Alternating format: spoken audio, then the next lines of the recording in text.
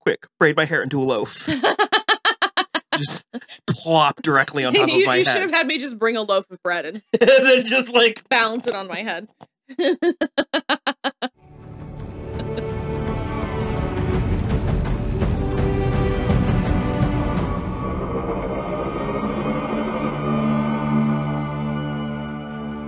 Hello, everybody. I'm Will. And I'm Kristen. And this is So I'm Watching The House of the Dragon, Season 1, Episode 5.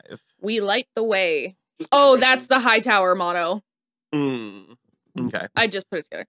I largely enjoyed this episode. Yep. The three of you weren't really. I enjoyed it. Did you? Okay. It's just so stressy when there's a wedding. We were like 2/3 of the way through, and I was like, what if everything goes smoothly? And they're just subverting our expectations. And I will say, obviously, spoiler show, everything did not go smoothly. However, of the like 7 things we were afraid were going to happen, it's like 1.5 did. Like most of the things were like, okay. It was also on the list of characters I care about. He came in real hot.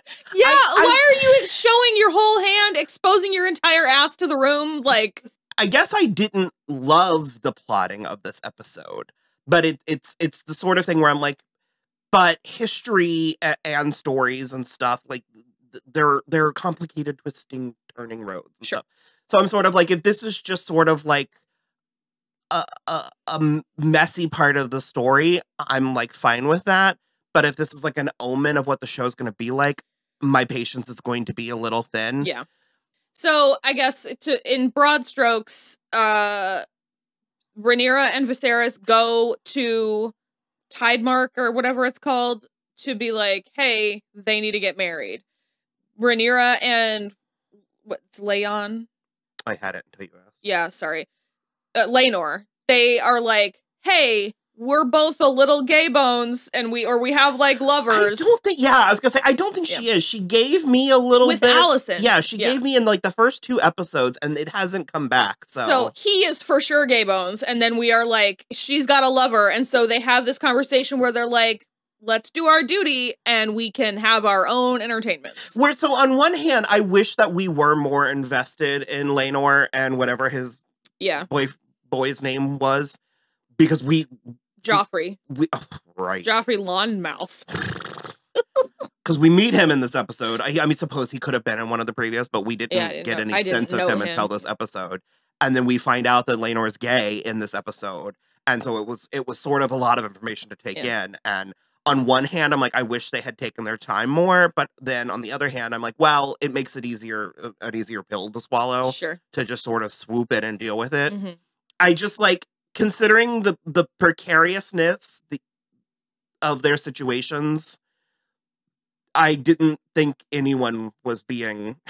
No, and even Joffrey had a comment at one point where he was like the most cavalier, and I'm like, you should be the most cautious. Well, not even that, but he was like, this isn't as bad as it could be, and I was like, you have stumbled your dumb ass into the absolute best case scenario. The single best. And you like immediately fucked it totally up. My hesitation was, I knew we started with something. It was with Daemon murdering his wife. Rhea. We've been anticipating, because he's been talking big game about how ugly and horrible she was. Just a total hog. She's just sort of butch. She's lovely. No, that's what it comes down to. Is she's sort of butch, and he can't push her around. Yeah. And so I agree with you that, because that was the first time that the energy in the room took a hit. Yeah. Is because you guys were sort of like, what a fucking waste. And I agree with you that I think that is the waste of a potentially interesting, somewhat unique character. Yeah. She could have been a lot like Theon's sister. Yes, but Yara. Perhaps better. However, given that they are dealing with source material, and that apparently the source material is even vaguer, I think they did a great job of... I do like that. I do like making it an actual part of the story, as opposed to she just fell down and crushed her head. And it's worded strangely. Yeah. And I also like the notion that they were able to take the liberty that it was, in fact, Daemon who did kill her, but also have it not necessarily be premeditated. It's still open-ended. I am with the one dude showrunner or whatever, where he was like, I think he stumbled into a lucky opportunity in his eyes, where it's like, her horse spooked when he moved towards, and it threw her back and then landed on her. So something was amiss from here down. And then I do, though, love that she got the last word in, because she was, he like goes to step on her arm. I assume it's broken. And she's like, I knew you couldn't finish. Because apparently they've also never consummated their marriage. It's hilarious. Because I also think that she goaded him on purpose because she didn't want to keep living. She would have been confined to bed forever. Oh, there? I think she did it. I think she was like, if I say something, he'll kill me. And also, notably, we don't see what he actually, like, what happens. It sort of cuts from there. Presumably, he bashed her head in. Oh, right. The sharp rock. Sure. I retract that. So, I was really here, and I guess technically still am here for Rhaenyra and Laenor. Yeah. I am very excited because one of the people we were afraid was going to perish in the wedding was Lena, and I knew favorite character alert. It was my girl Alicent up until this point, and now I think it might be Lena. I loved what she was bringing, and that dress. And the hair, all of it. It was so good. And the fact that she was, like, eyeing Daemon, I think it was a lot of fun. Oh, I think they're married. Given the snippets of the trailer that we saw, the next week. I think they might be married. Then she is in terrible danger. Yeah. But, regardless, I was enjoying it. Okay. Do we want to go in on Alicent first or Kristen? I have fewer issues with Alicent. I have far fewer. She's not dead to me yet. And we're not at risk there. She is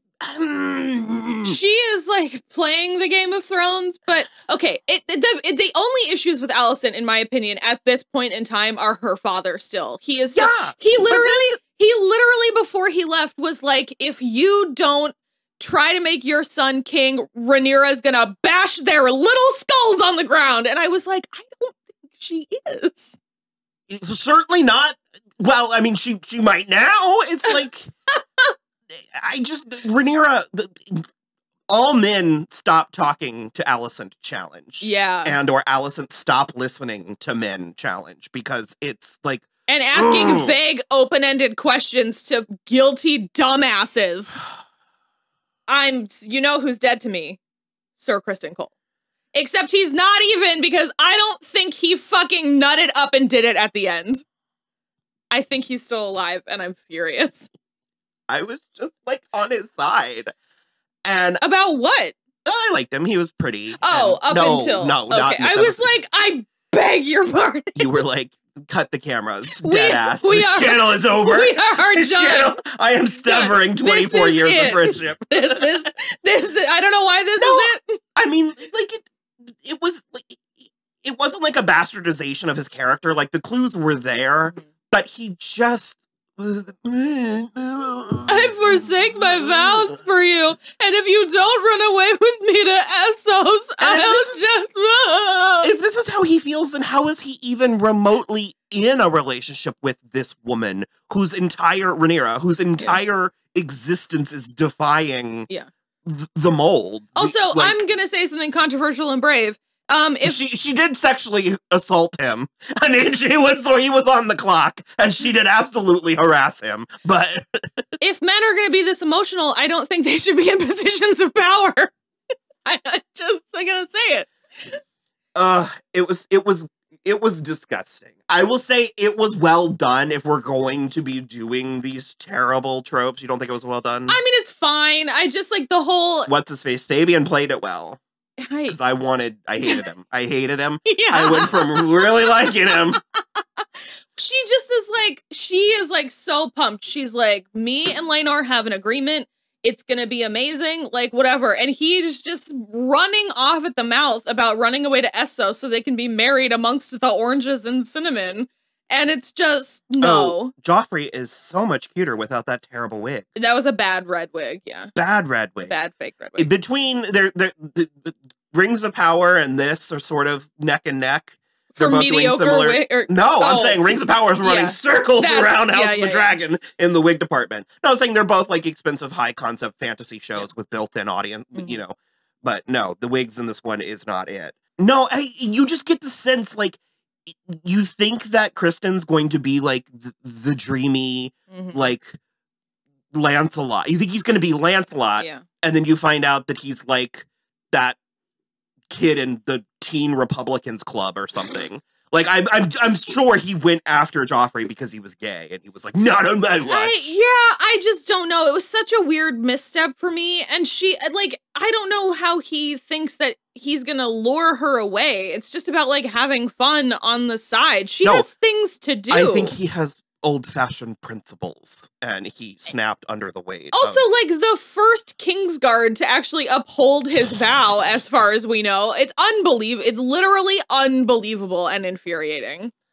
Also, and then he tried to go commit an honorable. He told Alicent no, because she was trying to ask about Daemon, if Rhaenyra had actually had sex with Daemon, because this guy, Larys Strong, she does keep stumbling into information, into plots above her clearance level. So she stumbles upon the son of the new Hand of the King, and he lets I don't like that guy either. Yeah, no, he lets slip that Rhaenyra got a tea from the Maester. So I just wanted to make sure she was feeling okay. I'm concerned for her health. Also, with the way that this show is progressing, it's like, well, was he remembering that tidbit from 3 years ago? Yeah, I don't know. I was sort of like, So she confronts Sir Criston and is like, I need to know, like, I would obviously never question her, but, like, you know, it's very important. The queen's morals or her, like, and the princesses. She doesn't ask the question clearly enough. And so then his confession comes. I admit 'twas I defiled the princess. He like makes sure to say that she to which she just kind of is like, yeah. And then he's like, I would just, instead of gelding me, what the fuck? I just beg for death. And she's like, nope, you may go. And he just simply can't live with himself, so that when Joffrey comes to be like, hey, you know, I'm very close with the new king consort, and you're very close with the princess. I mean, he did come running up, high-five him, and go, Eskimo brothers! Yeah, like, he really did do that. It was a bit too much, like... He really did do that. He really did. But it just is like, I don't know, was there an instigating moment beyond that? Because he, like, walked away and was dancing, and everything was, like, mostly fine. I'm telling you, I think Criston... You think it's because of gay? I think he blew into that, like, gay panic, or, like, whatever. I don't think... Well, he's still alive, so maybe we'll find out. He wasn't, like, so on Friday nights, it's group sex. Like... Whatever. I think Criston's an old-fashioned guy. I don't like him anymore. No. And then so he goes to the Godswood to kill himself for honor or whatever, and then Alicent sneaks up on him, and then it cut to black. It's a whole thing. It's not like, I can't live with myself, I need to end this. There's a pomp and circumstance, there's a ceremony, there, like... Blah, blah. Big barf. Big barf.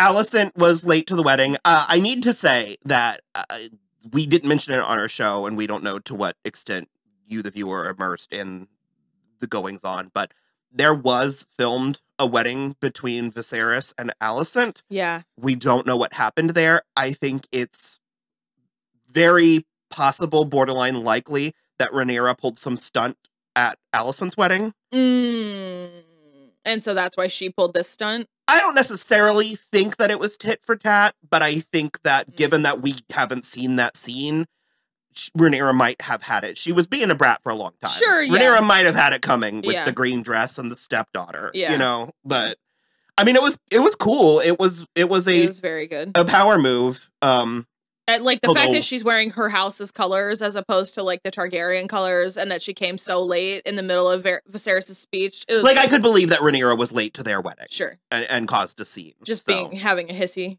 upstairs. Viserys continues to rot from the inside. But more aggressively. It appears he has grayscale all up. It looks like it. They haven't called it that, but... Yeah. There was, with Princess Rhaenys and Lord Corlys, they had a couple of conversations. They also agreed that when, Rhaenyra and Laenor's children are born, they will be Valyrians, and then once they ascend to the throne, it'll be Targaryen. That was, like, a thing that they had to agree on. There was a lot of if, when, then, yeah. So we'll see if any of that. Yeah. Plays out that way, but that is mostly it. It was okay. I'm largely still enjoying the show. But I am. It did try my patience in a few things have been noted. My little notebook's out and I've written a couple notes down. I'm gonna have big fat problems if Sir Kristen is still alive and hanging around, because the next episode's the time jump. Unless there's like some radical plot or character development. He was like, "You would have me be your whore." Fuck you, dude. We should be so lucky. Like, you're telling me you're looking Millie Alcock in the eyes and saying, "I won't be your whore." Get out of here. Yeah, let's go. I would fuck her for free. Let's watch season 1 of The Great. He knew how to be a side piece. It didn't go well for him either, though. No, but do you like movies? Do you like art? Do you like awesome art about movies? Then head on over to Movie Palette. MoviePalette.com. If you put in the code SHOW15, you get 15% off with our special code. Sweet thing. This is the movie Showgirls. And this is the pool scene. We've determined this is the pool scene. So glad I dressed for the pool scene. We love it. We love to, and I think this is the S&M scene. The S&M dance. Is that before or after the pool? I think it's before that's before the pool. Yeah. It's so dark. Love it. It's so cool. Do you like stripes? It has everything. MoviePalette.com, code SHOW15. Okay. We'll be back. Yep. And we'll let you know how. With the new cast, the new half a cast. Yeah. I'm excited. Me too. I feel like this show isn't sustainable. No. That's where I'm sort of like, how are you going to milk this one? So I sort of wonder if like we're going to be rebooting Game of Thrones by season 3. That's what I was going to say is I wonder if they're just going to do like 3 seasons and done kind of a thing. It got like greenlit for season 2, but I wonder if this has like a way shorter shelf life. Like over the weekend, Emilia Clarke was like, I mean, it's possible that Daenerys could still be alive. Seriously. No. Drogon took her to the island where the red women are, or whatever, and they resurrect people. So, I mean, I think by midway through season 3, we could be just... There's your picture. I'm not into it. No, wait, let me get the tissues back. Okay, let's try and cut it off there. Do Will a solid. So, bye.